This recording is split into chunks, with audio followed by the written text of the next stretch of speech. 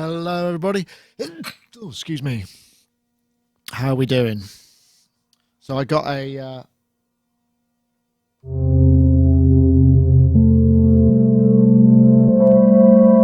Medusa polyend.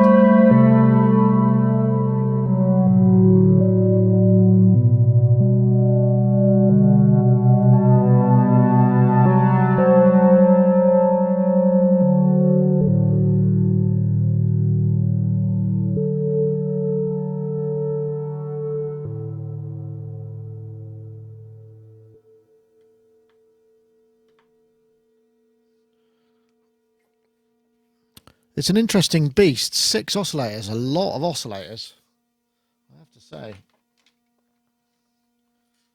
A lot of oscillators. I'm not quite sure. I haven't figured out the grid yet. I only opened it up yesterday.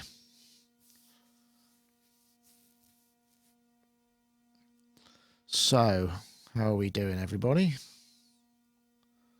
I seem to be here. And, oh, the colour's all right on this. All right, I'll just pause that because I don't really want... The stream is down. The stream is up, as far as I can tell. How does it sound?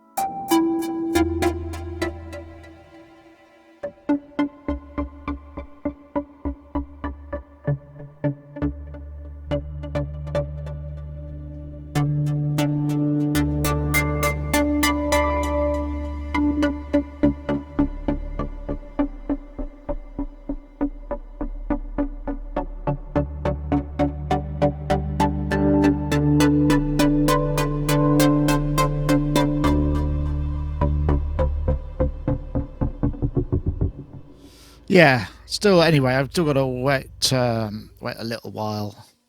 What's that in the chat room?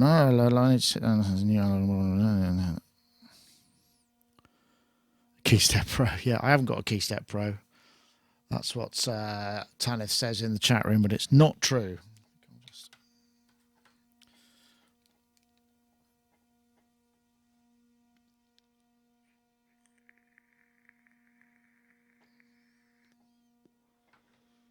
Should be all right, the stream. Seems to be. Says it is, according to the green light on YouTube. So hello, everybody. Let's just see if it's getting through to our Facebook. Yes, it seems to be. So I'll be able to go live there. That's good. Okay. Gang. Yes, Colin Bradley. Let's see. Oh, I'll just find my mouse.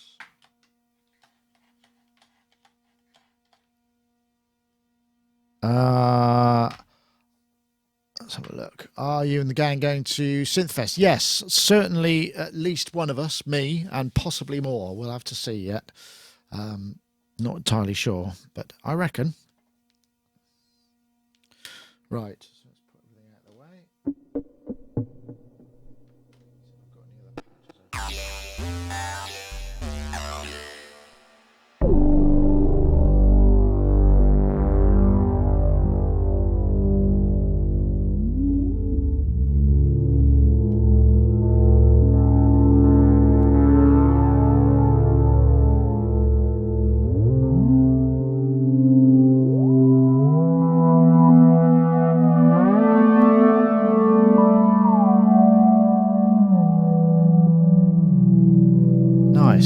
Sounds in that. I haven't really explored it at all yet, so I really need to spend a bit of time with it. It's going to take me a little time to get used to it.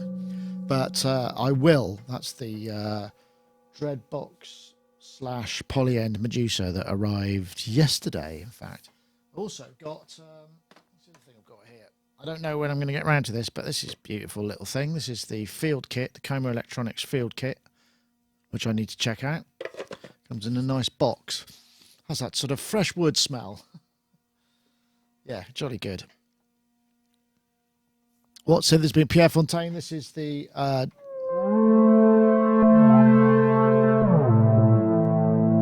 Dreadbox Medusa. What are my thoughts on the Deluge with the new firmware? I'm sure it's great. I mean, I've not had a chance to play with any kind of any of the Deluge. It looks pretty cool.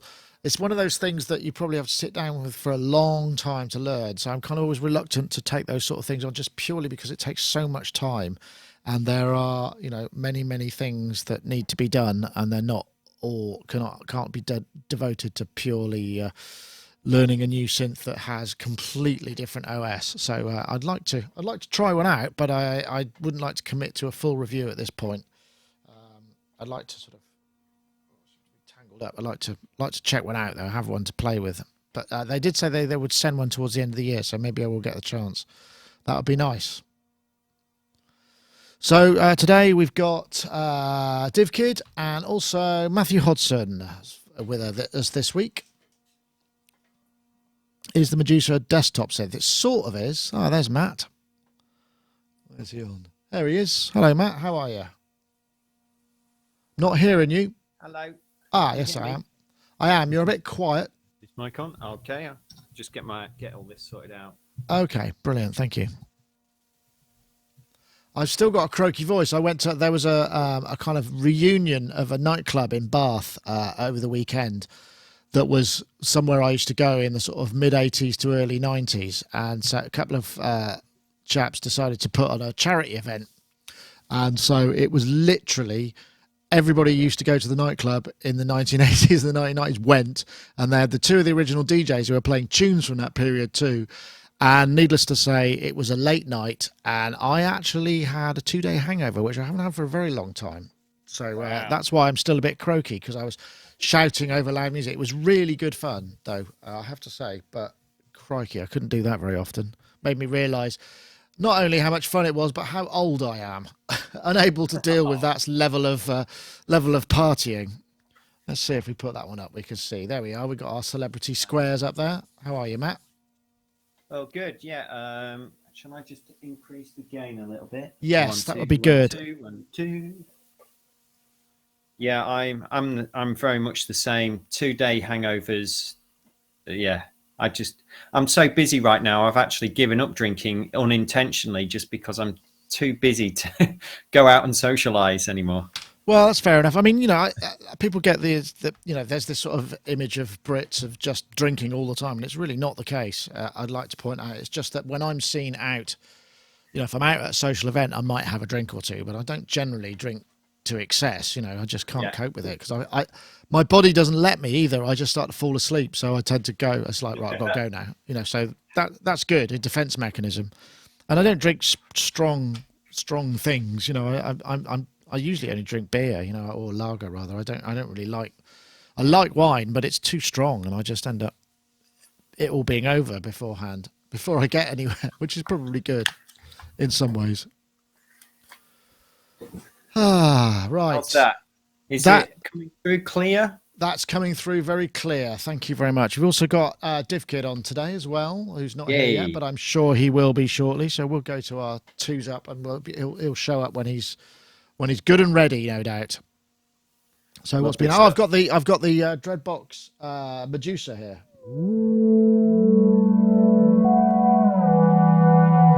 6 oscillators, 5 LFOs, 5 envelopes.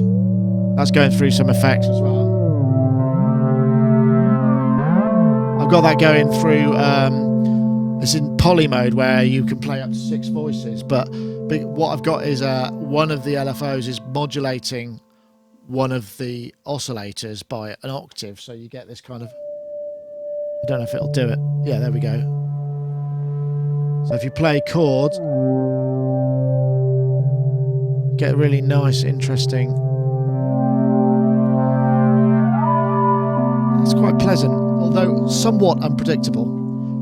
The synth side of it's very interesting. I'm not sure. I haven't figured out the pad side. Although the one thing that I have found already is that the way that when you go into grid mode and you can just kind of make this lovely sound, and then you just change a load of parameters and store it. So each of the pads is essentially can store note data and also an entire set of patch parameters. That's per patch. So it's kind of macro patches within each patch. So you can. I think I did. Yeah. Cool. So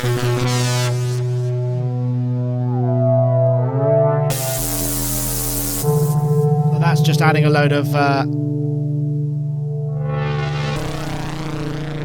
FM oscillator to filter. So you get.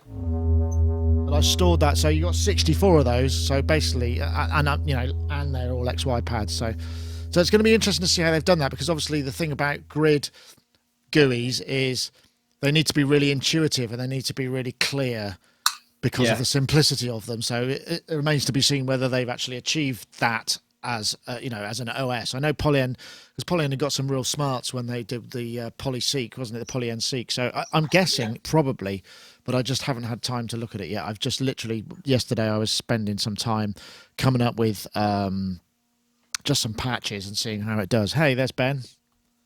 Hey, hello. Oh, there he is. Hello, Ben. How are you? Hey, Matthew, you all right? Hello, mate. Yeah, good. You right? Yeah, good. You feeling the, is it last week or two off before work?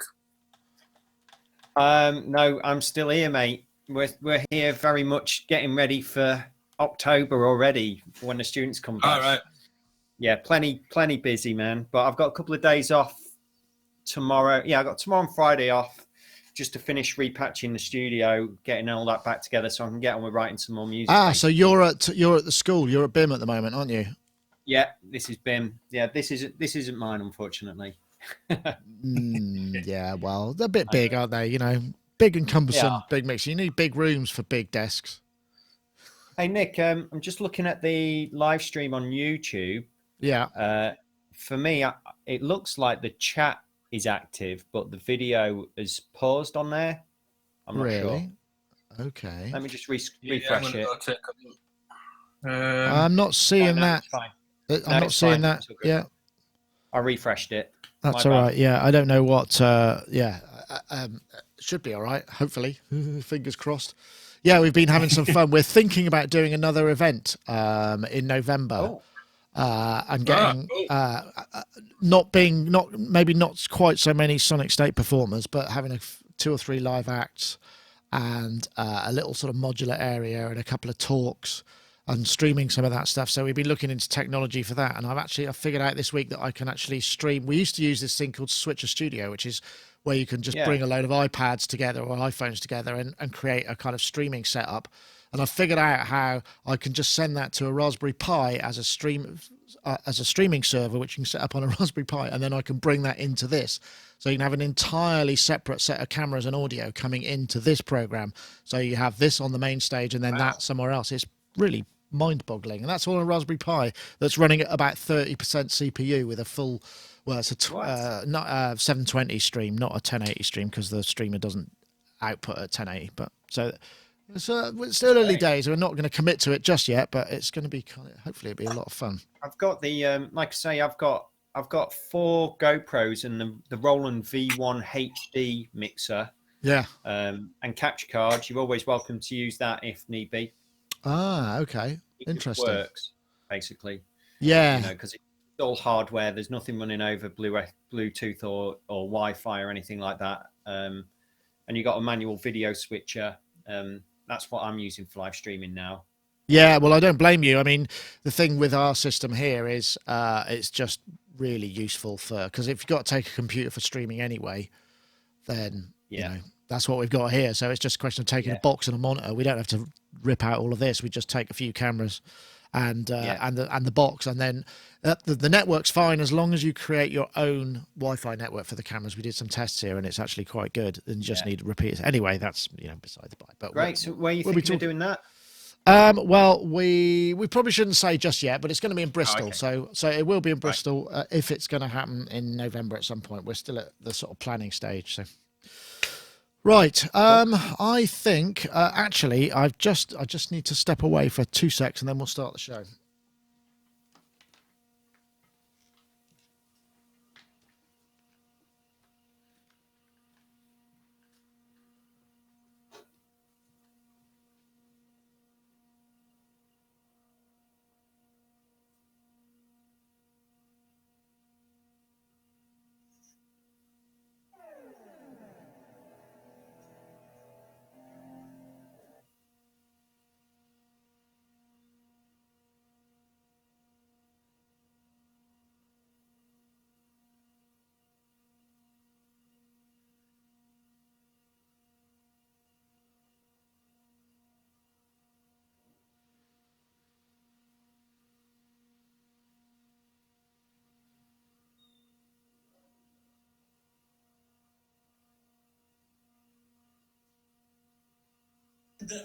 Our beloved synth world into warring camps.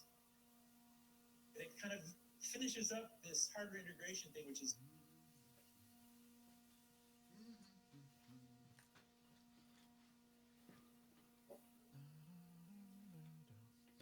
Right. Thanks for your patience there. Just get myself plugged back in.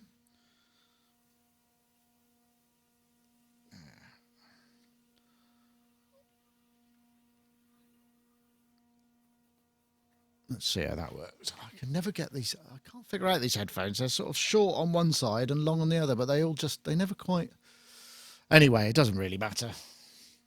Right. Okay, then. We're almost ready to rock. So let me hit go on the things that need to go. And everybody ready? You chaps ready? Yeah, I'm just enjoying one of the videos you sent around. I won't say what it is just yet and ruin the show notes or anything for people. But okay. Yeah. Links. All right then. Right. I will hit go.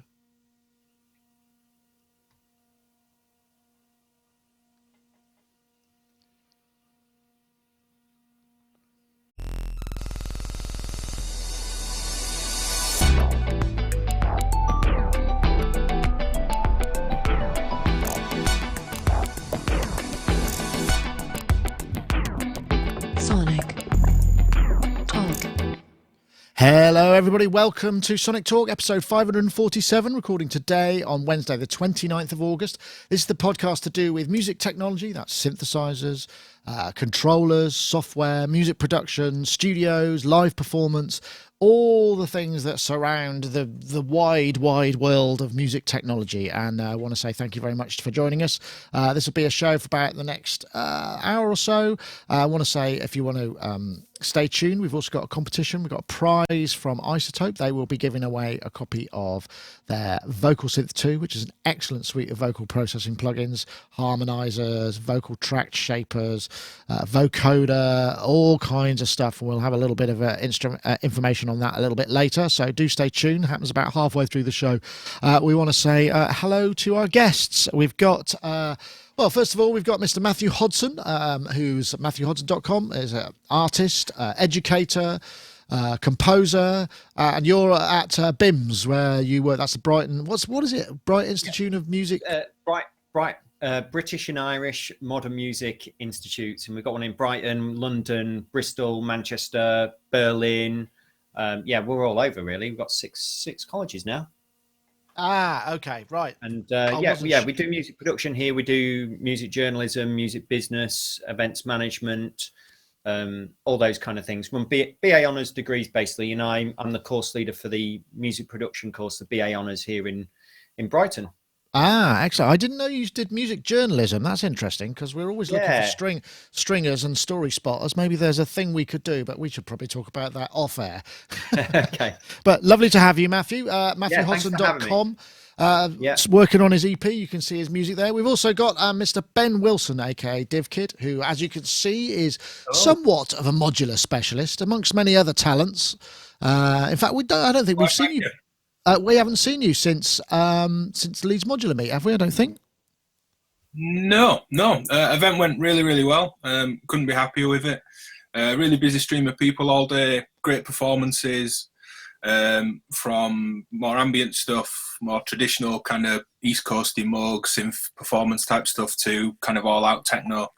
And yeah, the recent thing, it's been pulled up in the chat, so I'll grab it. I picked up a Surge panel recently. Oh my. Wow. Came up very, very cheap. And I just had lots of messages from a friend saying, "You're an idiot if you don't buy this. You're an idiot if you don't buy this," over and over and over again. And yeah, it's really, really cool. Patching with banana cables. It's a totally different experience. It's really good.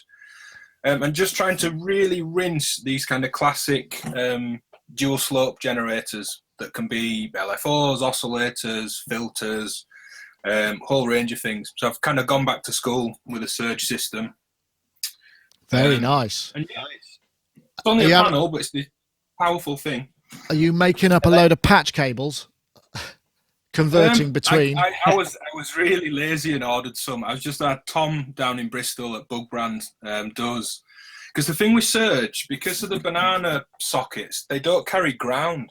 They're not grounded like jacks are, mini jacks or 1/4-inch jacks. So there's often a ground output on the power supply if you're going to mix across systems, if you're having noise issues and any kind of grounding and stuff like that. So I've just bought some. I just thought, you know what? It's not worth me burning myself and messing around with a soldering iron all afternoon. I'll just order some. So yeah, I can patch it across to the Euro stuff and back, but I haven't yet. I'm trying to just keep it contained while I learn the thing. Yeah, no, good plan. Well, nice. I'm glad to see. Those of you perhaps watching the intro, the sort of pre-stream, I've got the Medusa here. I've got a camera on it. This is just a patch I made. So this is the Dreadbox / Polyend Medusa.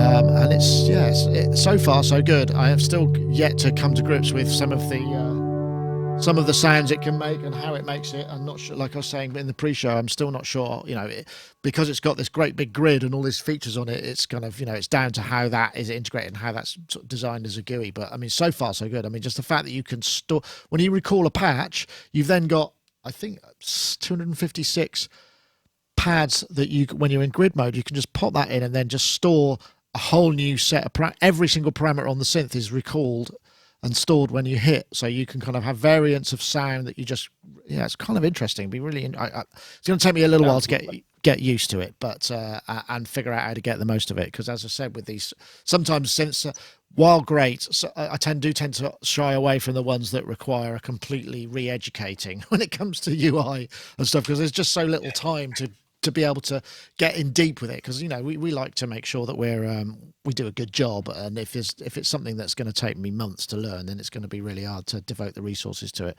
There's nothing more sinister than that going on, but people always assume that all I do is fiddle around with synths all day, which is not often the case, to be honest, with so many other things that require attention in this complex world. But anyway, speaking of complexity, here's something that's actually quite simple. I found this one on Peter Kern's CDM Music, and this is so this is a little let's see how it sounds. This is the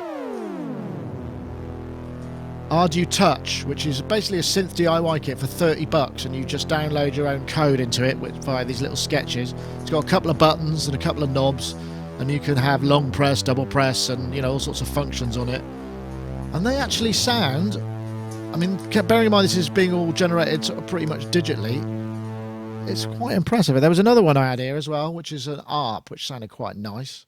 So you just load these kind of sketches into them, and they're all different kinds of synths and synthesis techniques. And they're really for learning. I mean, that's the idea. That's what they've been built for. But they actually sound quite lovely in many cases. This is the ARP. This is a very musical arpeggiator. I mean, obviously the audio quality is not that great, but $30, kind of hard to argue with that. I mean, I guess, Matt, it could do with a MIDI input or a CV input, right, to bring it into the outside world. But I was going to say, stick some MIDI or CV on it, and I'm totally sold. I mean, for $30, an Arduino? I've got an Arduino. It's sat in my drawer. It's not doing much. I haven't really found a great use for it yet. And for this, I mean, just downloading code, changing it into a different synth completely. Absolutely great. I was listening to these demos with headphones on, and actually I was really impressed by the sonic quality of the different synths you can put onto here. I wanted to do a bit of digging and work out if the sounds are actually, if they're coded in something like pure data or something like that. That's a good question. I'm guessing. Let me see. This is the article that's on CDM Link, and he's included all the videos. There's a whole bunch of different videos. Let's have a look. Cornfield Electronics. That's looks like where it is. So you buy the kit there. I think they're in stock again. Yeah. What does it do? I should have probably looked into that. I mean, I imagine it probably is something like pure data, but it's not totally clear, to be fair. No, I mean that adds another layer of absolutely coolness, because you can take a patch then, and for those of you who know pure data or want to get into it, you can then start. I mean, this is how I learned pure data and things like Reactor and Max MSP was kind of reverse engineering, getting a patch and then trying to go in and understand how it works. How's that oscillator built, how's that connected to a filter, and this, that, and the other. And this is a great level. If that level's in there, I don't think so. That's because that's a very visual. Pure data is a very visual way of coding, similar-ish to Max MSP, but different, I think, isn't it? I mean, and there are actually some similarities, because you can compile some pure data patches to run in Max MSP or the other way around. There's some kind of bridging technology, isn't there, between them? I don't profess to know all that much. It looks like what this is RG Touch Library, which is actually mostly written by my friend Bill Alessi, apparently, and it comes. The RG Touch Library comes with a sequence of example sketches, and you can try them, and you can also, they're very good tutorials on how to create your own synth sketches for RG Touch. So I don't know how advanced the OS is, or the GUI, perhaps, whether it's a code-based thing or what. We're not quite sure about that. But some nice. I mean, anything. We've talked about this before, haven't we? I mean, I'm constantly using. It's like, I wonder if there's something that this Pi can do. And like I said, I had this guy.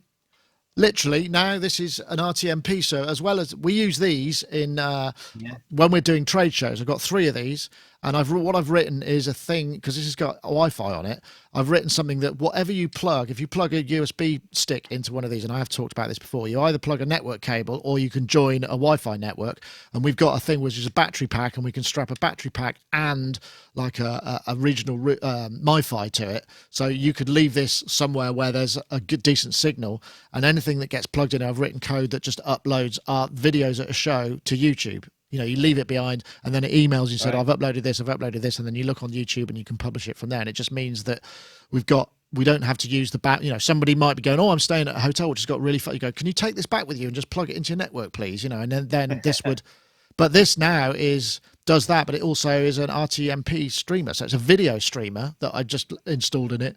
And all I do is I point the output of like a video streaming system to this rather than to YouTube, and then I can bring this in to this program via an HTTP connection. It's absolutely bonkers. So awesome. I'm a big fan. Just a regular Raspberry Pi. Yeah, I think it's a Mark III. And we've talked about this as the idea as, to actually, somebody needs to come up with just a very simple way to buy a Raspberry Pi, put it in a box with a power supply, maybe have a couple of knobs on it, an LCD, and then you just dump things into it. So the whole thing might cost 50, 60 quid, but it could be a dedicated drum sample playback or whatever it may be. And it just doesn't seem to have quite taken on. It's still, there's too much DIY probably to it. I know, absolutely. The only thing that comes to mind that's similar to that is the Critter and Guitari organelle, if that's how it's pronounced. Which is essentially, it can be whatever you want, but that does run on pure data patches. So you just dump pure data patches into it, and it goes from a sequencer to a drum machine to a synthesizer. And I think it's got an audio input as well. So I think you can run effects, you can run things through it and use it for effects. It's quite pricey though, isn't it? It's a few $100. It really is. And what you're talking about there is essentially having this kind of chassis that you just dump this thing into, and then, something that's got to be relatively cheap, affordable, hasn't it? And then just dump that Raspberry Pi into it. Or you could imagine maybe somebody creating what was that monster Korg kind of mainframe system that gradually made its way. That was kind of the mother load. I forget what it's called now, but it was the that would run all these types of synthesis on it, and you could I've forgotten what the name of it. It's not the Gadget. You want about no, I'm talking about the big bit of hardware that was like, maybe 10 Oh. years ago. I can't remember what it's called. The chat room will know. I mean, the idea of you could just buy like a box with a keyboard on it, and you could just slot as many Raspberry Pis as you want in, and each one could run a completely separate synthesis engine and address a load of outputs. I know, Ben, am I fantasizing? I mean, it's probably one of those things that, it's not worth the hassle. I mean, knowing people that build bits of desktop gear or pedals or modules like this, that's very cheap. And I mean, to me, it seems ridiculous, but they'll say, oh, if I put a MIDI connector on, that's another $2 component. And I'm like, yeah, it's $2. Chuck it on. I want a MIDI thing. They talk and think in different terms, I think, some of these designers. They're in a totally different mindset than I am. You say, oh, it'd be great if I had USB, a 1/4 inch out, and MIDI in and MIDI through. Oh, well, that's another $6 of components. Yeah, charge me another $6 for it. But it doesn't, it never quite works out that way. Well, it's usually a quarter, isn't it, of the final price, or greater. So you times it by 4 or 6. Yeah. And it seems there isn't really anything in that in-between area. I also, like Matthew, I put some headphones on, and there's some really great sounds from this. And working in schools at the secondary school, there's kids around 13, 14 doing little Raspberry Pi workshops on lunch times, and they're massively oversubscribed. The kind of technology department in the school can't keep up. So I think there's a big interest for it. To bring it into the kind of our world and music making world, it does need those connections or some sort of chassis to hold one or several of these. I can't think of any. There was the Hoxton Owl pedal that you could dump pure data patches on. Yeah. I'm not sure if it was a Raspberry Pi, which turned into the Owl from Rebel Technology, Eurorack module. Same thing. That does have a USB on the front. So plug it in, flash it, it's live, it's there. But then once the pure data patches got complex enough, you really needed a screen. And then you had people saying, well, I don't want a screen because this is modular. I want it to feel analog. And it's like, well, yeah, but it's got 4 knobs on it and 4 CV inputs for the 4 knobs, but nothing is labeled. It's just 1, 2, 3, 4 or A, B, C, D. So yeah, it would be nice to have some sort of interface that's in between the, multiple hundreds of pounds and the sub £50 little devices like this. Yeah, I mean, you can attach LCDs to these quite easily, and it just requires a little bit of. I mean, we use Raspberry Pis all over the place. We've got a Raspberry Pi on the big screen over there, which used to run just a kind of Google real-time analytics on the website, so you could look up and see how many people were on, what was currently trending, that sort of thing. And then we got another Raspberry Pi over there, which runs the tally lights for the cameras, so that when we're in the studio, you can see which one you're looking at. And it also used to run. We don't use the PTZ anymore, but it used to change programs in the PTZ, and that was all just from MIDI data coming in that I would read the raw MIDI bytes and then translate that out into serial data or GPIO pin stuff. I mean, I really enjoyed doing it, but you think modular's a time black hole. You start messing about with that, and it's like your life disappears very quickly. So it's a very much of a hobbyist. You have to do it for the love of it rather than that. So maybe that's one of the reasons. I mean, to make something that was that modular that you could then just put things in, the amount of things that could go wrong, I'd imagine, means that the amount of support you'd have to give, amount of the sort of base knowledge that you would require, maybe that's the barrier to entry, and I suppose it probably is, but, maybe people will get onto it. What you've got to remember... Sorry, Ben.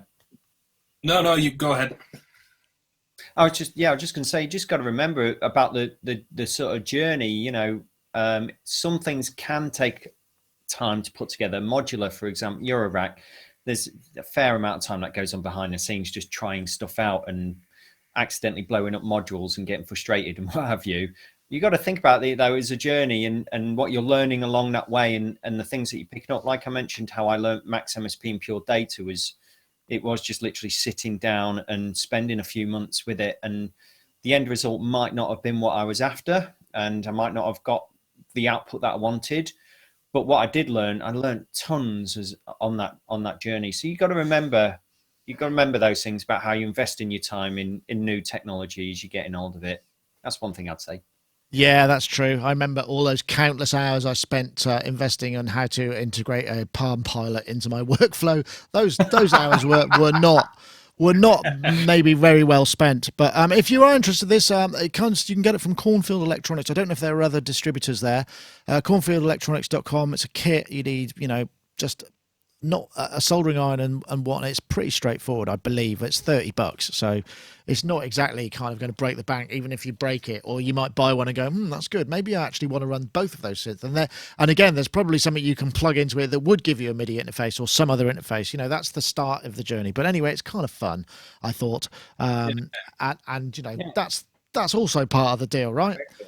I mean, if you're looking for things to fill your time up with, I mean, let's face it, we're perfectly prepared to noodle on synths and never release any music. So what's the difference between that and just kind of, working on something like this? Nothing really, I would say. One quick thing I was going to say on that, it'd be great to see a kind of a $30 orchestra where several people sit and play these. I remember the laptop orchestra at the University of Huddersfield that I wasn't part of but saw performances of while I was at the uni. They all just sat down and members of the audience started putting laptops on their laps. And the first thing was, why has everyone got a screen in front of them? It was all of a sudden, the audience lit up. And just through laptop speakers, all played several bits of sound. Some of it found sound, some of it musical, some of it quite dissonant. And, a 5-10 minute piece emerged amongst the audience. And as the room was silent, it was loud enough just on, MacBook laptop speakers. It'd be quite cool to see, thinking of a school or something, like I said, where there's these kind of workshops running and they're massively oversubscribed, to do that kind of thing, the $30 orchestra, or find some. I think we might have done a piece on the laptop orchestra, way back in the early years of pre-video Sonic Talk. I suspect it might have been there actually, but there is a big one over in the States, isn't there? That maybe that quite was a bit funding, but the concept's been kind of pushed out to other academic institutions as well. They always seem to be academic. I don't know any kind of, hey, let's start a band, and everyone takes a laptop instead of a guitar that goes on around the country. The cynic in me, but given the state of the UK educational system where everything costs money and the courses cost a fortune to run, I imagine it eats up a lot of course time, doesn't it? Do you know what I mean? So you're actually, we're doing stuff, it's, but it doesn't cost very much. I don't know. Maybe that's a bit too cynical. So I think with the creative courses, it doesn't work quite that way. I did actually have a very interesting discussion with one of my neighbours who works at a university, and he was saying, because we're all outraged at how much money it costs for our kids to go to university should they want to, and the debts they come out with. I'm sure it's the same in many other countries as well. And he was saying that, some of the courses like chemistry and engineering, that fee doesn't even cover it anymore. So now they're just sort of trying to teach people kind of spreadsheets and business stuff that requires very little resources. But that's a totally irrelevant fact, but I just thought I'd throw it in there. Let's move on to this guy. So this is a new version of Touchable Pro, which has been around for a long time. And it runs on iOS, also runs on Windows, and it's a really fancy kind of control interface for Ableton Live. Now compatible with Ableton Live 10. It's going to be about $30. I don't think it's quite there yet, but it will be around soon. And it is actually totally customizable. And this is another interesting thing, because it's like a meta layer for controlling a program you already know. You go, well, I actually want it to do this, and you can create your own layouts and your own kind of displays and the way that it all works, and it gives really tight integration with Ableton Live via the API, and it just seems like a really smart idea. And remember when it first came out, people swore by it. And I think Richie Hawtin might have been involved in the original. One of those sort of big Ableton DJs anyway was involved in the development of this way back when it started out. And you can create your own containers and scale, and you got waveform. It's kind of like super duper push, but totally configurable. And I guess you can connect it to your own MIDI controllers. But it also works on Windows 10, so you've got multiple touchscreen as well. So it just, as we know, massive ecosystem surrounding Ableton, and this just seems like another great way of utilizing that software, but also configuring it to the way that you want, rather than just the way that Ableton use it. And I don't know if any of you use that. I know, Matt, you're an Ableton Live user, and Touchable's been around for a long time. Have you ever kind of dug in deep with that? I jumped on the Touchable bandwagon pretty much when it first came out there was a couple of other similar programs that came out at the same time that perhaps weren't as deep, didn't allow you to go in as deep, and didn't have as nice as GUI as Touchable. And Touchable's really come on over the years to where we are. Yeah, we're at Touchable 3 now, I think. Yeah, and on the website. I mean, they're just such a pleasure to use, and it's you know, to run that on an iPad away from your system, you're just running it over Wi-Fi, and just be able to sit back, triggering loops wherever you are in your studio, or even when you're playing live has been really cool. Sometimes I've got off the stage with the iPad and kind of walked around the audience in a live scenario and allowed them to start moving faders up and down and triggering loops accidentally and making a mess of the music, and then you kind of bring that back. It was a real way to kind of connect with the audience when you're playing electronic music, which can be largely you know, separate because you're on stage hiding behind a bunch of kit. It was nice to jump in the audience and show them actually what you're doing and get that connection. That was really cool. This step up for me, the fact that you can the big thing for me here is that you can basically build your own templates and design it and just get it customized is just ace. I'd love to see that in a DAW anyway. I'd love it if there was an option in Ableton or Logic where you could just click a button and then move around what you actually want on a screen and save that as a preset. That'd be great, because I think, you know, as great as these software programs are, these DAWs are, we've all got particular methodologies in how we write and compose. And I bet I use some screens more often than other screens, and someone else will use the MIDI editor in a different way that I do. And if you could set them up and just have them really quick, I think that would really lend itself to our own needs as individual music producers in the way that we want to write music, basically. So I'm just big on the fact that you can customize this. I think that's really great. It looks really sexy as well, doesn't it? I mean, yeah, graphically it looks really cool. Yeah, and just the fact that, you know, people are kind of developing a GUI outside of the constraints of the code base, you know, that just seems like genius to me. And Ben, Matt's right, isn't he? The idea of creating your own workflow, I mean, that's essentially what you're doing over there with, you know, reordering your modules and decide. Do you have days like that where you just kind of go, you know what, I'm going to move them all around a bit and repatch everything, or does that factor low in your time management? It does happen, but it would take me 20 times the time it would to redo it on Touchable. But yeah, sometimes I think I just want all the sound generators here, all the filters here, all the modifiers in between, and the kind of output mixing at the other end. And then you kind of get into this brain flow of, I need a sound, here they all are, pick one, and now need to modify it. And that's one way of working, or building voices, or going, here's a drum machine, here's a bass voice, here's my lead lines. Yeah, it happens, but just thinking of this, Touchable, like Matt, I jumped on Touchable fairly early on the first version of the iPad, and used to use it out with Ableton and a really early white plastic MacBook, doing kind of DJ sets. And a similar thing, because you can have screens, I used to just put maybe 2 big faders that look more like the Ribbon app that we spoke about last time I was on, the really simple iPad controller, and just let the kind of audience member just move filters on maybe a hi-hat and some pads or something. I'd broken the tracks down enough that they could be messed with without kind of destroying the gig. And presuming that they were like monitoring children at a playgroup because they're drunk, they don't go too far and go into the other screen and stop the whole set. It did kind of work. I like it. I love the fact that I like that it's got the integration for the wavetable viewing, that kind of messy squiggly line that it looks like, and all the filter sweeps, all the kind of push-to style graphic integration they've pulled into it. It looks as if they've got to the point where you wouldn't really need to look at the computer screen. I always felt with the first version and some of the other apps since that I still need to glance at the laptop, really, to have a full overview of what's going on. This seems to have nailed it. Yeah, well, I mean that's the idea. I mean, again, like you say, with push and what have you, there are certain things that you could do, but with this, you can customize it completely. I mean, I've not used Touchable. I know Gaz did, and when it first came out, when we were doing Sonic Touch, he was absolutely blown away by it, and it really kind of made Ableton almost more usable than it already is. So I just think it's a really cool idea.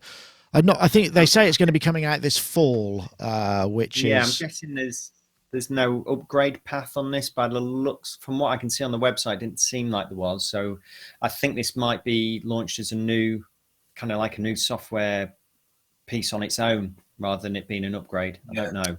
Right. Yeah, I'm not sure, but one to look out for, and I know Peter Kern had a beta version of it, and he said it absolutely rocked. What I really like is the way that you can see the clip duration and the cycle around the clip in much sort of clearer way than you can on the live screen, which is a big plus. Anyway, right. Well, sorry. Go. I was just going to say, and it's cheap. I think it would be a new version because they've got the Pro at the end now, isn't it? It's Touchable Pro, which I didn't think it had before. But it's $29.99, so it does a hell of a lot more than most things for what, £25, $30, whatever it'll be. Yeah, that's true. Yeah. Presuming you've got the iPad, that's the expense, isn't it? If you don't have the iPad, then it is. and they tend to update these things as well. Once you've bought something like this, Touchable version 3, and that I think that's been free upgrades since version 1, and they've just improved it for that initial outlay of £30. So it's worth it, I think. Well, if it's a model that if it can work well, I mean, then great. Definitely. Right. I was just going to have a little word from our friends over at iZotope. This is news of the Vocal Synth 2, which I don't know if you've seen. We did have a look at it.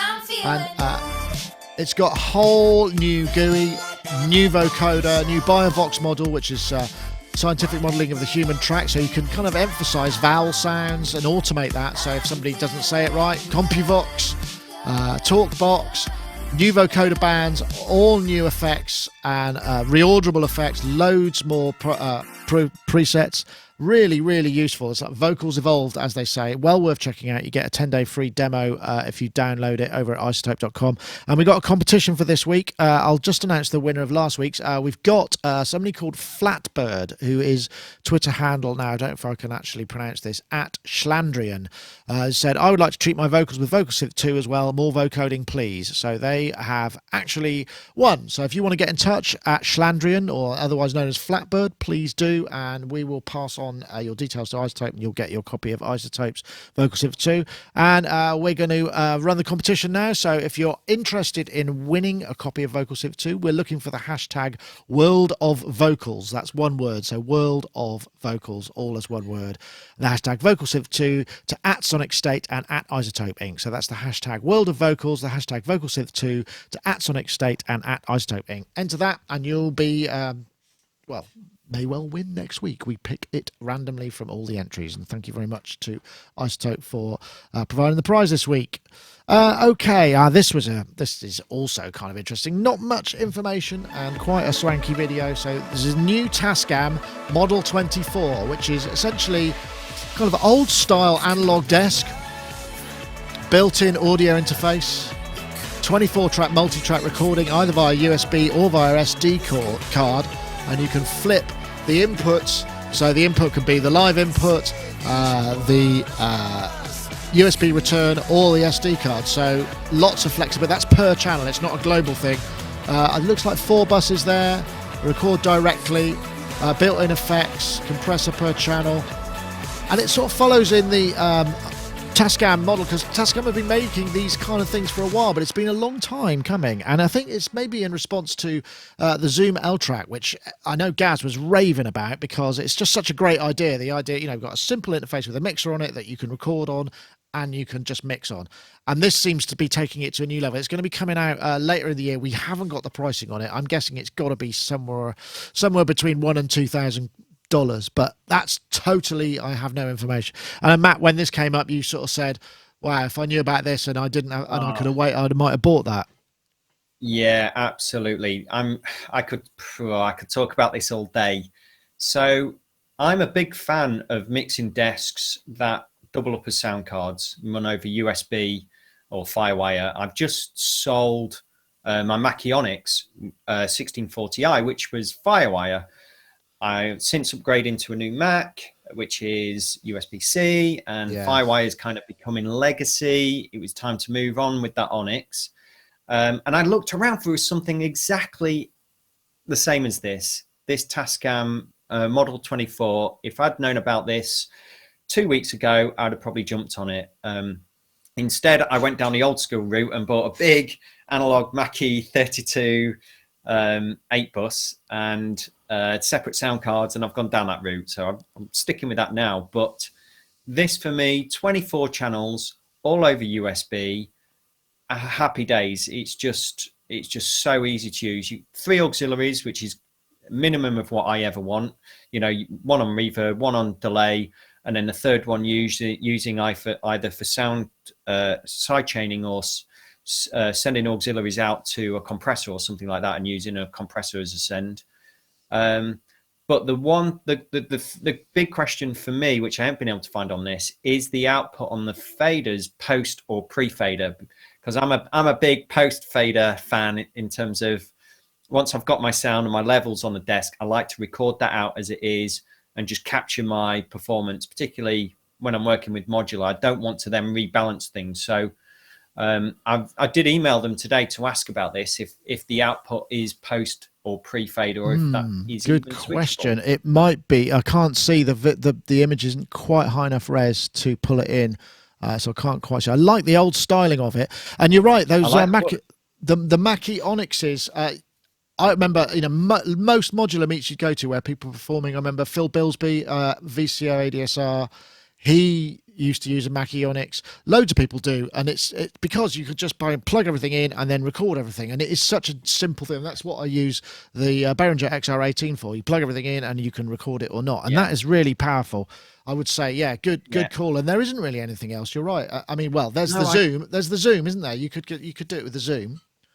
Yeah, there is the Zoom, and then there's a few like the Allen and Heath Z series desks, but a lot of them, they don't give you that multi-track channels in and out. It's just 2i2, isn't it? Yeah, and that's just not. I just can't do that. I do need things multi-tracked, even though I'm recording things post fader and I've got that mix. At a later date, I might need to go back and get those stems for either a remix, or I might want to go out and do a DJ mix without the modular, and just run things from Ableton or Tractor or something like that. So I need to have those stems still. So there really isn't anything like this in the market. I'd love to see a 32 channel version of this, and I'd love to know. I'd love to know the price, and I'd love to know if these direct outputs are pre or post fader for me. Yeah, I'm sure it's switchable. I know, Ben. Good one, we're right though. The Onyx, you see them all over the place still, don't you? Yeah.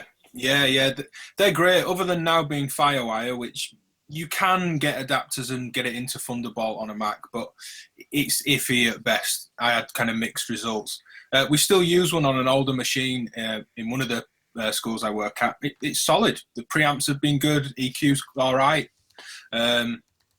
Big enough desk to actually get your hands in and do a mix. You've got LED on the Onyx 1640 that Matthew just told.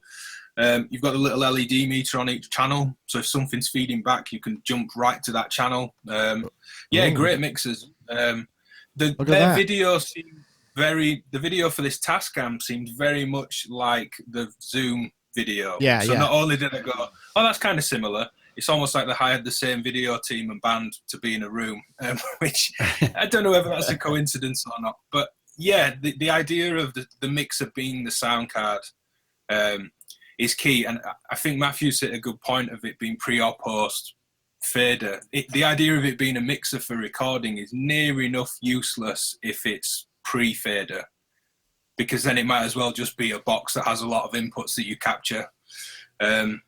So I hope you can do post. I suppose one thing that we would put, once Lady Aptitude in the chat room did say, and I think it's still there, 999 at Sweetwater. That is a good price. I think the difference is between this, because there are a lot of digital desks that do this. There's the Allen Heath, the Q-Mix. There are a bunch. Studio Anyway, there are, but they're digital consoles, and I think the thing about the Tascam is it's an analog console with those things added to it. So there's a difference there, and that's the sort of big difference. So maybe that's, you know, I was sort of anticipating that you know, there's nothing else out there, but there is stuff out there, but it's mostly digital, and that's fine, and I don't mind that either. It's just, I think the styling of this is just, you know, it's just there's something really nicely retro about it that I just think is you know, it takes you back, doesn't it? And it might well be useful. Yeah, I love it. Sure. It's a small footprint as well. It doesn't take up too much room. Like I say, 22 channels, 3 auxes, 2 bus as well, which is really useful for obviously bussing stuff out. Although I don't think those buses go out via the digital outputs. So I think you only get your 22 channels, but then you can't record those buses out from what I can see. Right, but I'm not sure. You know, for its size, it's just going to be price point on this one for me. Yeah, $999 US. Oh, really? Right. Yeah, that's good. It's a good price. That's good. I might be selling my Mackie 32.8 then in a few weeks. Well, I do wonder whether or not there's actually maybe there's been a new sort of USB chipset or audio interface chipset, because I mean most of these things probably rely on the same basic component that you buy from, you know, Samsung or somebody like that. So that's why we're seeing a lot more of these coming out. I don't know whether that's the case. There's been so few of them on the market. I did a lot of research into this for weeks, and I was just thinking there must be something out there that does this that I'm looking for. And why didn't you? How come you didn't go for a digital?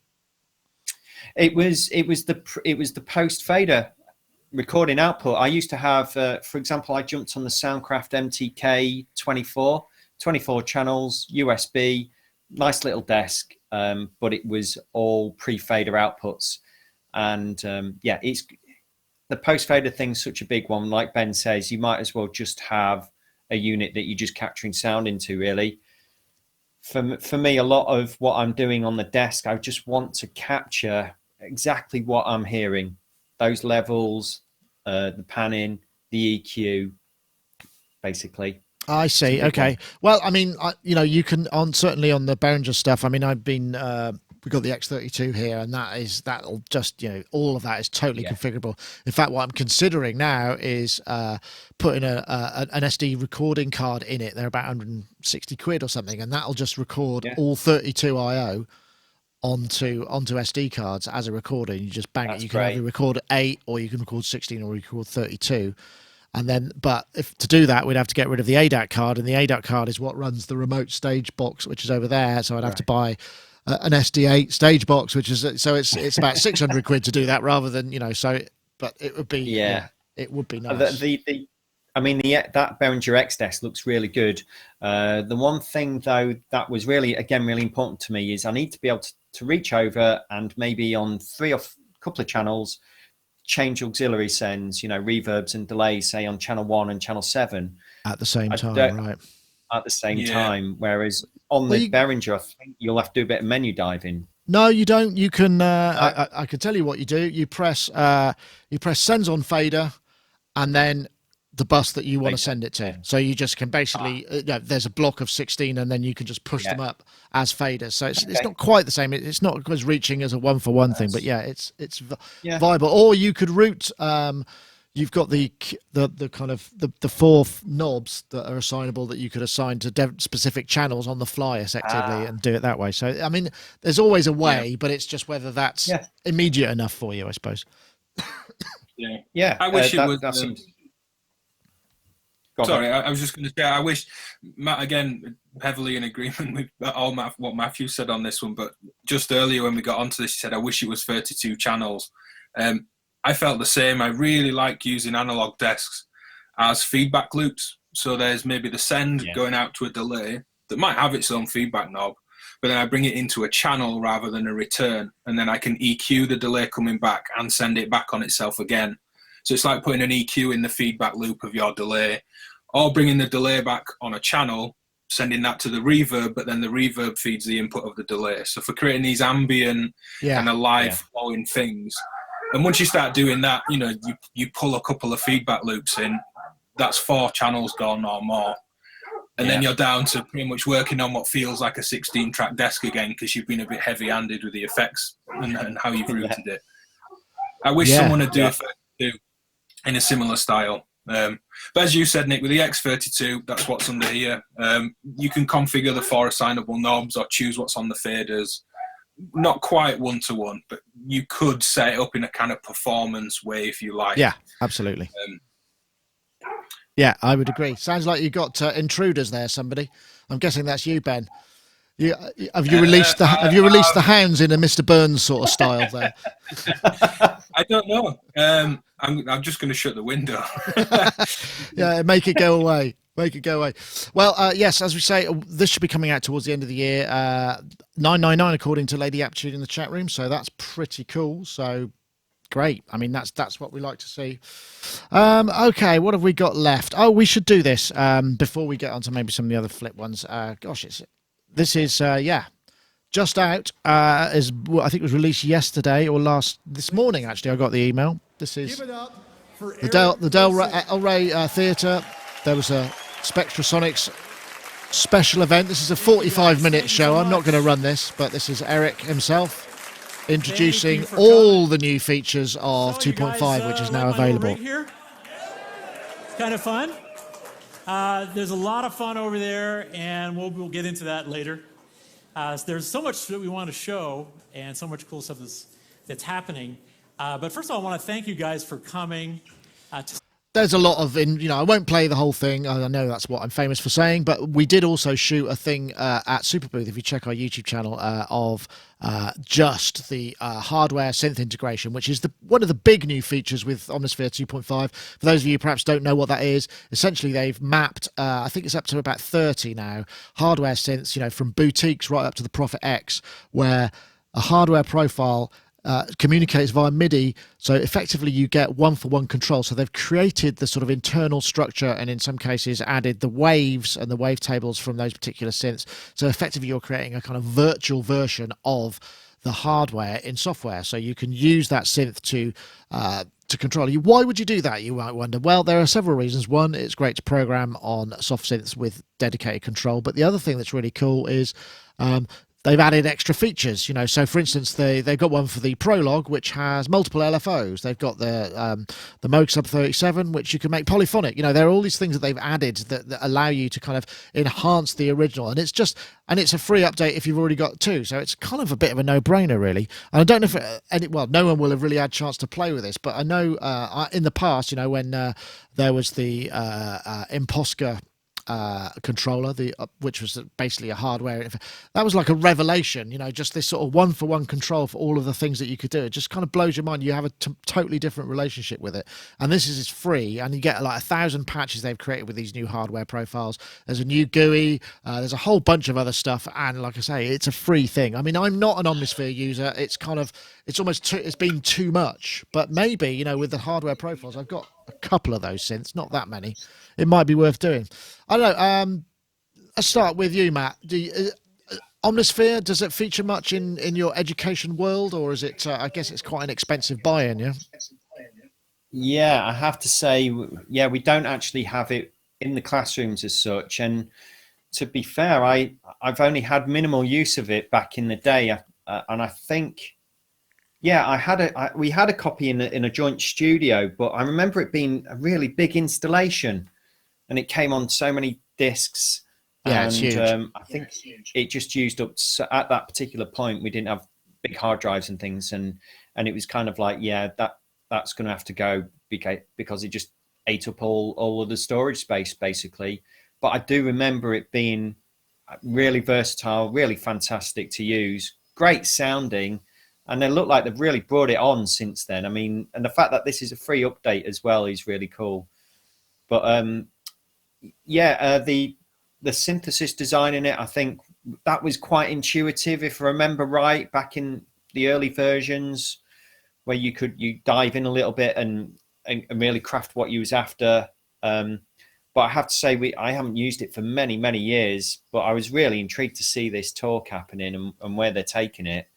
And I agree with you on the, the programming your hardware synthesizers in a virtual world and then actually bolting on additional elements into that. I think that's really, really great. So yeah, it's an great interesting. I piece mean, of software. Does it still come on the big DVD installation, or is it running on a hard drive now? Do we know? I think you can download it now. And I remember there was when they released, there was a bigger release, and it just balked all their servers. And now I think obviously they've got the capability now. I know, Ben. What do you think? Over 14,000 patches. It's kind of a little bit like, well, where'd you start? But the hardware integration, like that, I like the idea of that a lot.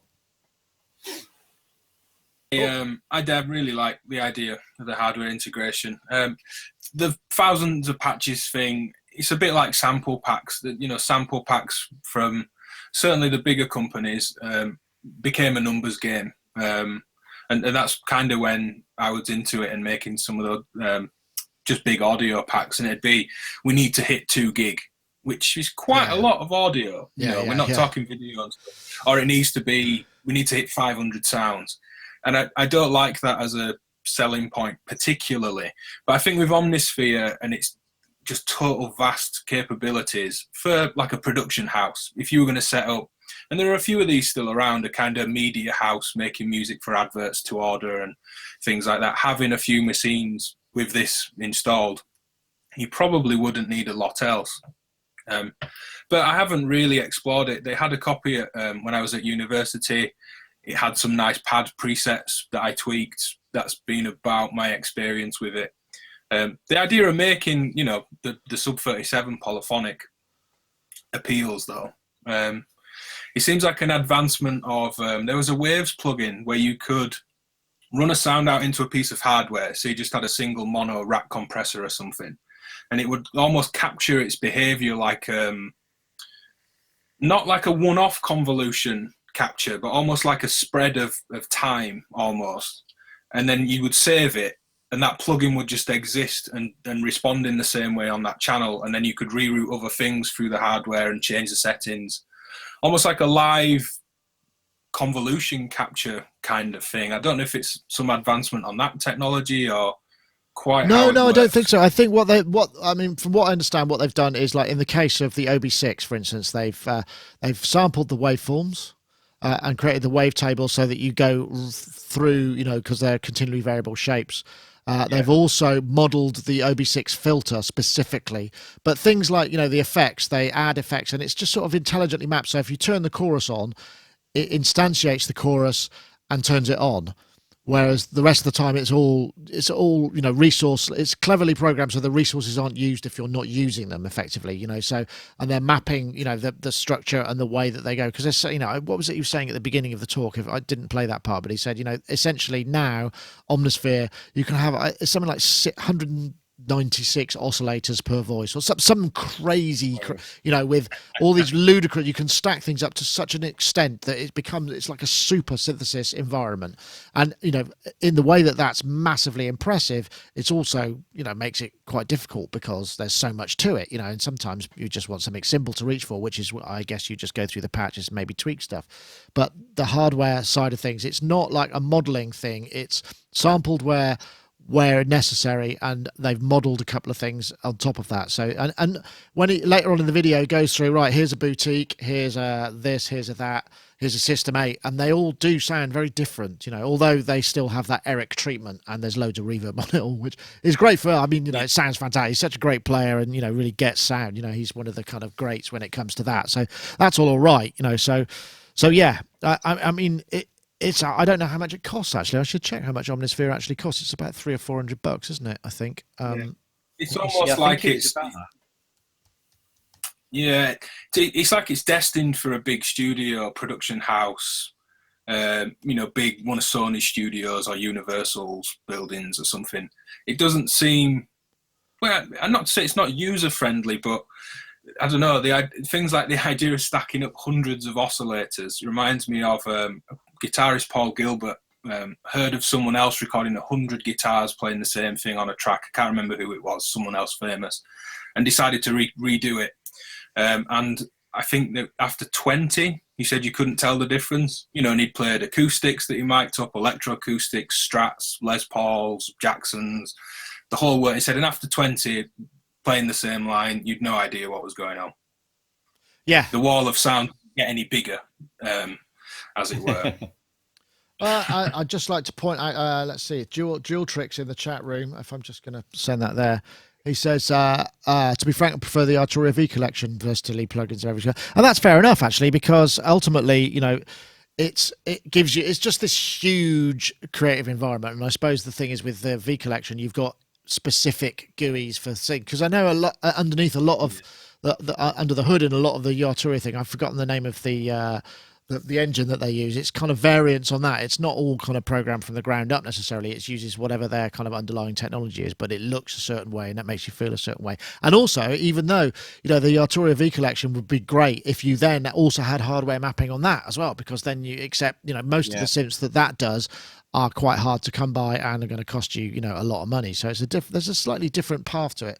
But yeah, I mean, it is very much a kind of, it is a preset machine to a degree, but you also get deep in there. And I think people buy it, it's like that aspirational thing. It's like, oh, I could do that if I wanted, so I'll get it because I probably will. And then they probably never do, you know, because as we've seen, time is money. You can't really sit there and create this super patch. Whereas, you know, a few, the browsing system is going to allow you to get down to something fairly close to what you want fairly quickly, you know, so those are the advantages for, you know, certainly for music to picture. Anybody who works to tight deadlines will tell you, you know, they'd love to use the modular, but they just don't get time, you know. So it fulfills that need. And I think it says here it's in the UK anyway, 339 UK pounds for Omnisphere 2, and obviously that's a free upgrade to 2.5. That's pretty good.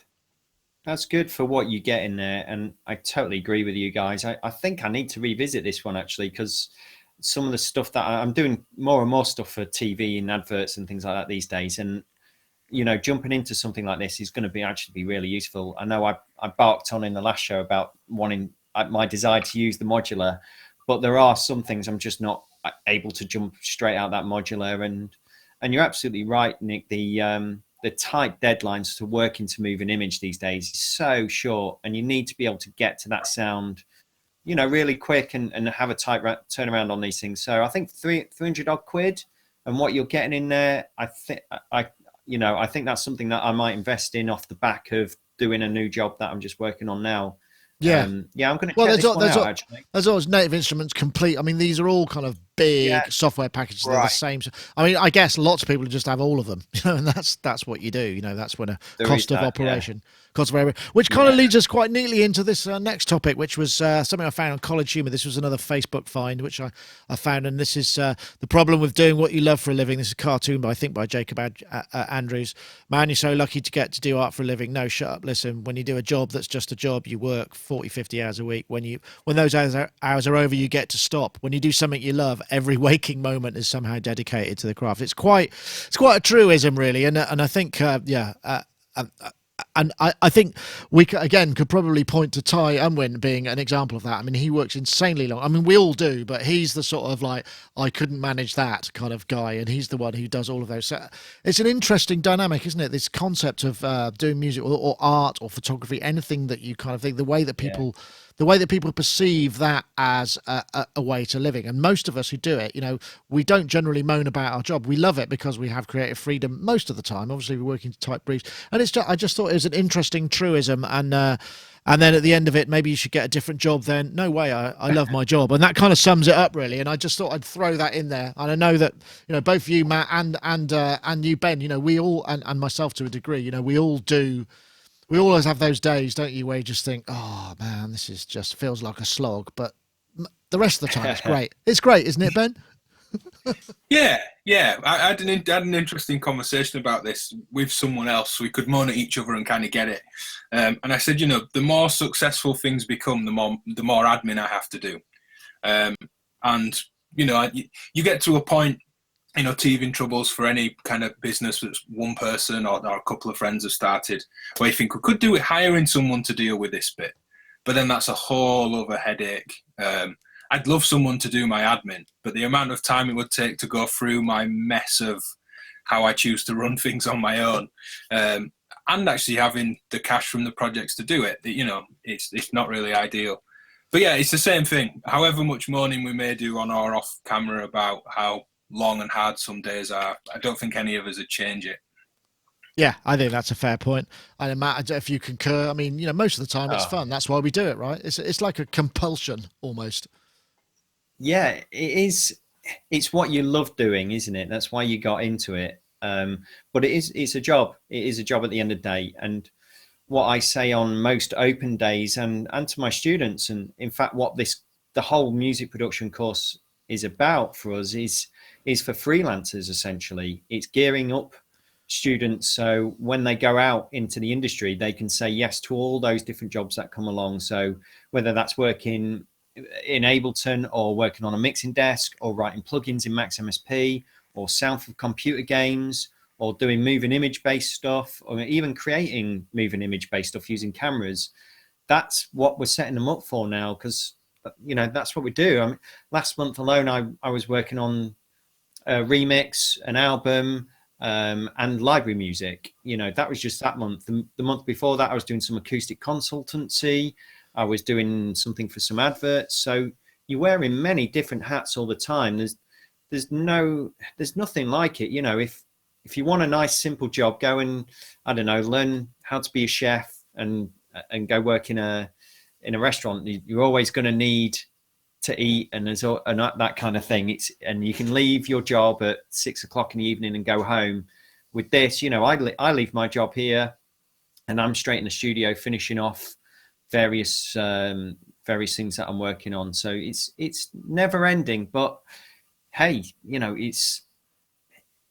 it is stressful, but it's great at the same time. That's exactly what that is an interesting said. point about. I suppose the trick is almost not to specialize too much. If you become the person that only does that, like you are the acoustic guitar specialist recorder. You might find after a couple of years of only doing that, you might get a bit sick of it.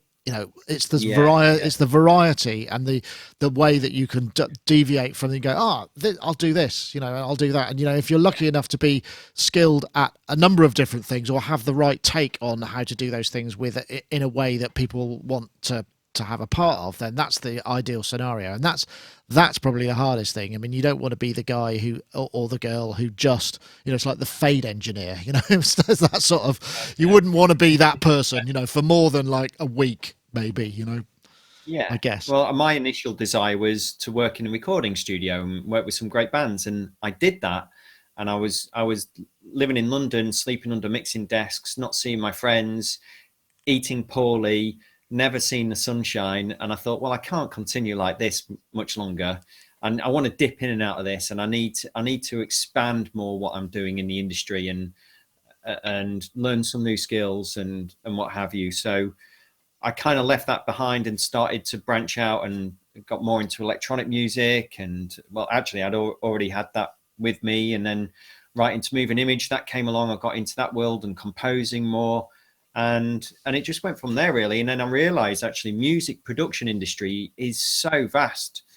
And with modern day outlets like what Ben's doing with his YouTube channels and all that kind of thing, that's a very contemporary way to look at the music production industry and to approach it as well. And I wish I knew more about that, but I can imagine behind the scenes for Ben, it's busy time for him, and he's the admin, like he says, as well, that goes into all that kind of thing. So it takes a lot of time and effort, and you've got to these days you've really got to have that push as well. If you've got the skills, that's one thing, but I think the other thing is to make sure you're getting up in the morning and cracking on and spending your time in that day as efficiently as you can to move forward in what you want to do. Because sat around watching daytime TV for 5 hours and then maybe doing something in the evening, it's not going to cut it. Not in this sort of industry right now. That's very true. Very true. My friend, a friend described it as overlapping roller coasters. You've got that almost fear of the uphill as a project starts. You've taken on too much. It's this mountain of work to climb, and then the kind of thrill and elation that comes of either going down the roller coaster, or for me, the first little thrill is when I hit render and export in Final Cut, and then again when I can hit upload on YouTube knowing it's right. But by that point, the next one started. So by the time the payoff, the thrill has come of the work being finished, you're already halfway up the climb of the next project. So I quite like that overlapping roller coaster. Yeah, analogy. and I suppose the other thing is, if you do video stuff, you do get, in the old days when, you'd release music and you could watch it climb a chart of whatever description it may be, that's where you got the kind of, and you get that when you release a video. So you can you then compulsively check all the comments to make sure that, nobody says, why didn't you do this? And then you can answer, or see how the views are going. Oh, that went well. That's a buzz in itself. So certainly from not necessarily a music side of things, but it's creating content for a wider generation, that's out of the constraints of, working for a TV channel or whatever, where things are much more compartmentalized and formalized. That works really well. Here's a guy who does what he wants and has been for 27 years.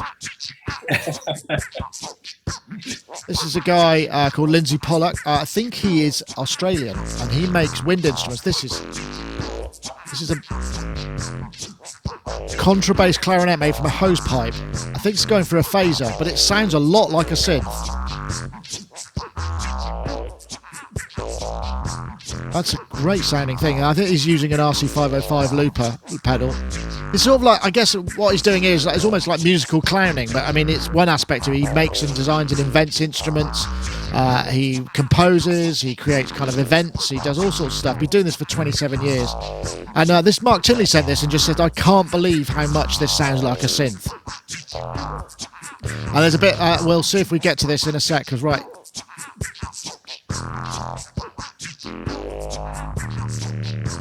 That's a lot of bottom end on that. So he's got a contact mic on there, and I think what he's going to do, then we'll see he flips over.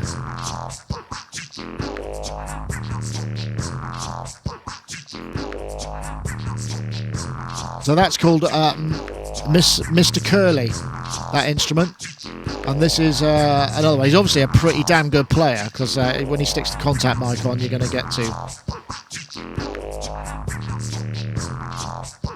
This is looks like just a feather duster with a load of holes in it.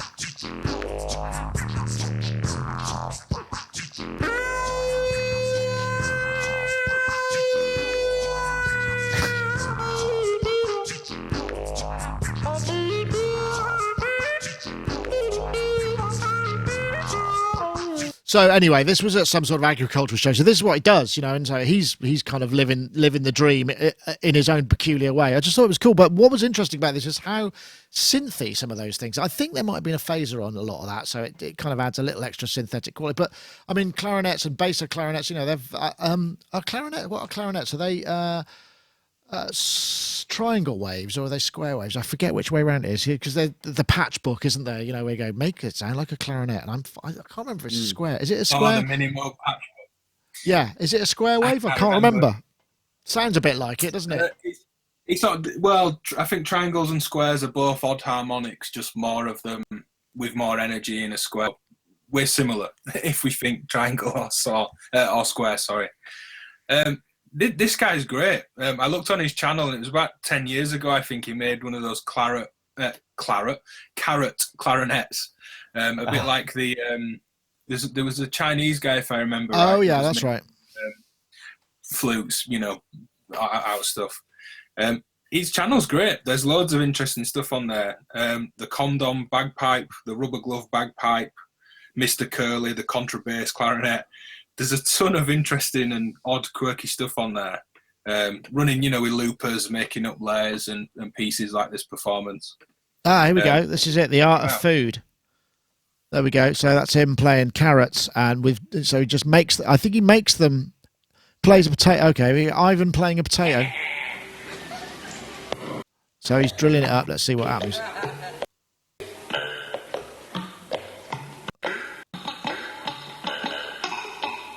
So yeah, it's just a lot of fun. I mean, that must be fun. I mean, he's a very sort of clowny personality, and that must be great, because he just kind of gets to do what he wants. And you could download. There's a book if you go to Lindsay Pollock 2LsAK.com. There's a book which he shows how to make Mr. Curly. If you're interested, Matt, which I'm sure, given the sound it makes, why wouldn't you? Hello. Sorry. Catching up on some work. What's sound? Ah, okay. All right. Well, let's see what I can do here then. I probably can't do much about that, but I'll assume that Matt would have liked it too. And Yeah, Matt liked it. more than liked I it. was Yeah, just he's speechless. In fact, Yes, sorry about that. that's all right. Oh, there he is. Yeah. Yeah, I don't know what to say on this one. I mean, yeah, what do you say about that? I mean, I tell you what, it must be, yeah, and it's a damn sight cheaper than doing Eurorack, that's for sure. I mean, you just pop to Sainsbury's and get a bag of carrots for what, £2.50? Happy days. I was just thinking.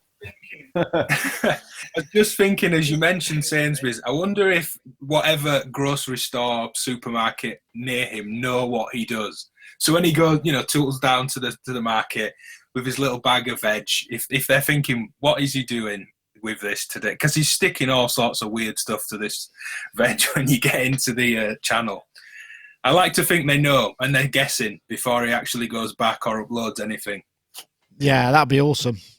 Anyway, I just thought that was a nice one to end on, after the talk of work and, that somebody doing something completely unique and obviously been doing it for a long time. If you check it out, it's lindsaypollack.com. There's all of his stuff, and his YouTube channel's got a whole ton of it. I'm guessing Ivan is maybe his alter ego sound, his clown name. I'm not sure because it's not Ivan. It's obviously Lindsay Pollack. So I don't really get that quite, but that's all right. We can deal with the idea of a nom de plume or a pseudonym. So, chaps, thank you ever so much for joining us this week. It's been great fun. Thanks to everybody in the chat room. We've got the YouTube chatties and also, making 24 karat gold over there. That's a great one. Blazing hot beats. Nice pun. And also you folks in the IRC chat room, Sonicstate.com live. You could join us every week, Wednesday, 4 p.m, where we stream List Live and to Facebook as well, though I'm thinking maybe I won't bother with Facebook for much longer. There's not all that many people who pick up on it, and I don't know whether that's just a change in the discovery of our algorithm for Facebook or people just aren't interested. I can't tell. It's difficult to know. There's no feedback there. Sorry? You never know. These algorithms change without you knowing, and everything just seems to feel different, and it's out there controlled by other forces. Yes, that's very wise words there, Ben. So Ben, DivKid, Ben on YouTube, if you want to check his stuff out. Thank you very much for joining us, Ben. What have you got coming up next? What's in the out tray? I've quite a few videos finished actually. Being summer, I tried to really stockpile up videos to keep a nice schedule while I go back to work at college and the schools. In the next couple of weeks, AGH Synth V-Shape, a wave twist, distorting, folding unit. Some stuff on the Tip Top Audio ZDSP. A couple of other module videos. First video with a Surge. Someone joined late and said, "What's that?" I said at the start I'd bought a panel of Surge. I've got some patch stuff with that. Yeah, I've got some series of stuff as well, like patching one module back on itself, looking at exploring feedback, some kind of ambient drone study, music to study to kind of long form stuff. So yeah, some new content. Plenty. And more of the same. Plenty. Well, Ben, thank you very much for joining us. It's been a pleasure as ever. And also Mr. Matthew Hodson there, who's obviously at college preparing for the onslaught of the new. So are you looking after that? Will you get new students, or are these most of the ones coming back for their second or third years? Yeah, we'll have new students arriving in October. We have graduation happening in September for those students who have just finished, and we do that at the Brighton Dome. We have our patron comes along, Mr. Roger Daltrey, usually pops along and gives the students their certificates, which is nice of him. So yeah, I'm just prepping for all of that. Outside of that, I'm just rebuilding my studio, as you know, soldering, putting things together. I should have all that done by the weekend, and then I can crack on with some music. And I've just started putting out some more of my podcast, which it's called the Ambient Hour. I forgot about this actually. It's 1 hour of uninterrupted ambient music that you can just put on in the background while you're working, and it's just all sort of synthy and noodly. I think it's up on iTunes if anyone wants to check it out. Oh, that sounds great. Yeah, great. Look forward to that. I will check that out. I'm always looking for stuff to listen to while I'm working. Normally listening to audiobooks, but that's quite distracting because you kind of like I can't do that. I can't do anything if it's got words in it. I just tend to listen to ambient playlists. So I thought I'll just make some of these. I originally did it for a local radio station here in Brighton a few years ago, and they said it was fine for me to start putting up onto YouTube and iTunes. So yeah, I've just started putting them up. So yeah, the ambient hour, 1 hour of ambient music. That sounds great. Well, thank you very much, everybody. That was Sonic Talk episode 547. Don't forget, if you want to enter the competition to win a copy of Isotope Vocal Synth, we're looking for the hashtag World of Vocals as one word, the hashtag Vocal Synth 2 to @Sonicstate and @Isotope Inc. You enter that into a tweet, and it will be picked up by our super duper search algorithm, whatever it is, and we can pick a winner from the entries. Thank you very much, everybody. We'll see you all next time. That was Sonic Talk episode 547. Bye bye now. See you later.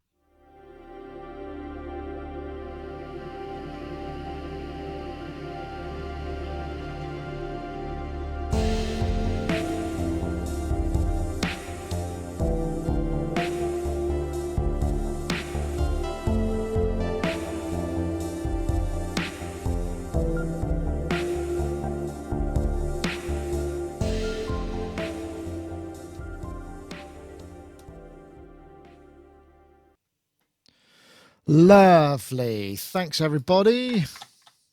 Thanks for having me. Great fun. Thanks as ever. Yeah, excellent. So, well, we'll see you all soon. And Ben, I probably owe you an email. I still I'm struggling with that Live 9 thing that we talked about, but we can pick up another point.